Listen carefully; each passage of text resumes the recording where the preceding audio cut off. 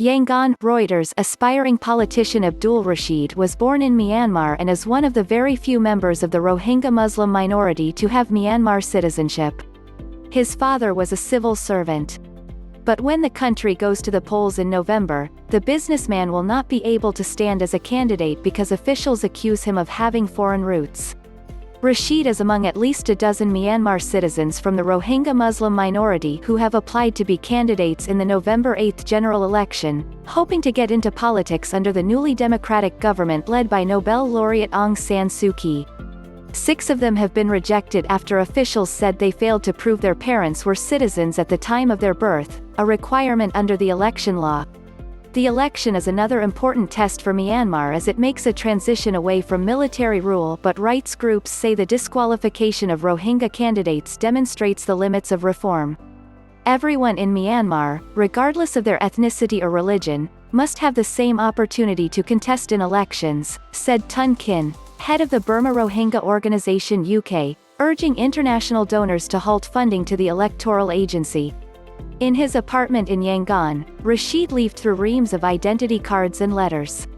"We have all these documents that the government issued, and they don't accept the fact that my parents are citizens.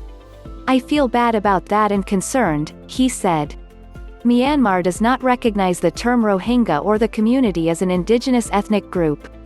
Instead, they are derided as Bengalis, implying they are illegal immigrants from Bangladesh, despite tracing their history in Myanmar's Rakhine State back for centuries. Successive military governments that ruled Myanmar stripped the Rohingya of identity documents, leaving many with no proof of their origins.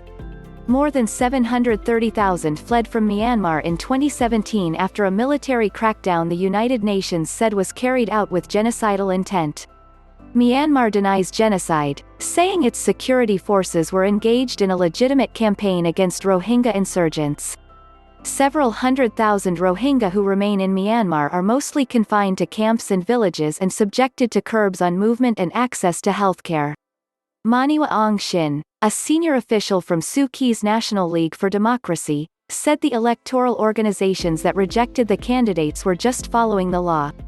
Whether Bengali or not, foreigners and non-ethnic people are not allowed to run in the election, he said. Tin Khin, chairwoman of the Rakhine State Election Commission that rejected Rasheed's application, said it was certain his parents were not citizens at the time he was born.